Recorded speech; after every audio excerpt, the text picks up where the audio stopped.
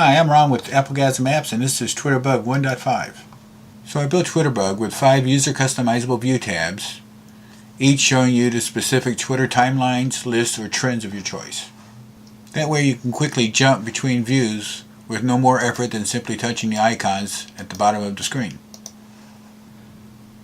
To change a view, just push the setup icon on the top left, select from any of the timelines that you might want to view, list, or trends, and just press the execute button. You'll notice the icon changes to represent trends now. You can also select from one of 5 different user accounts to use with each of these views. Just go to the title bar and drag down, and you'll get a menu of all the user accounts you've put in. Select the one you want to use for that specific view, and there you go. You can select a tweet by simply tapping on it, and that'll bring up a secondary menu. There you can reply to this tweet, retweet it, follow this person if you're not following them, or unfollow them.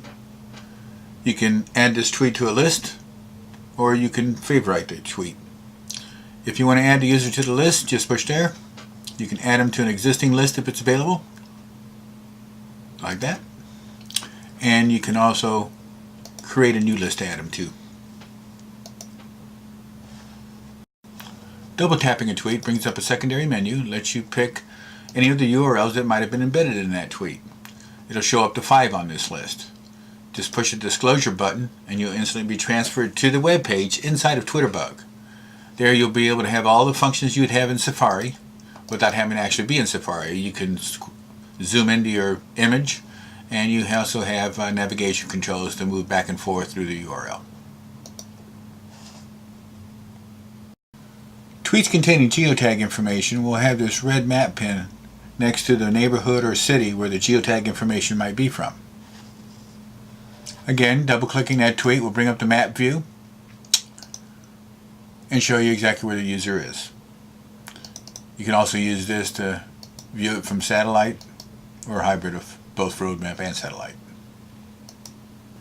The disclose button next to each tweet allows you to get more detail from that particular user. You can add this information to the address book, and if you click the detailed disclosure button on your own profile, you have the ability to go and edit your profile to change all your profile data as well as your avatar.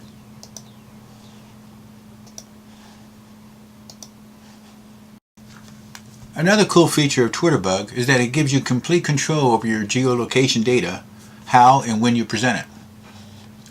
On that same setup screen on the back of every tab, besides being able to select the timelines, list, and trends you might want to view on that tab, you can also go in and set the geolocation information. You can set your geolocation data to be off so that you never present your geolocation data on any tweet.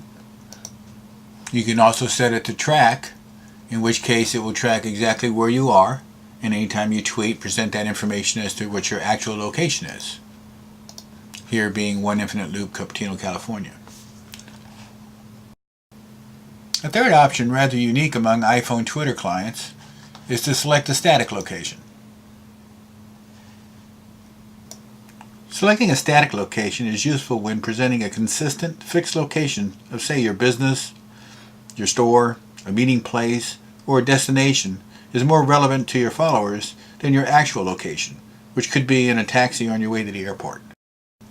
To set a static location, just type in where do you want to be.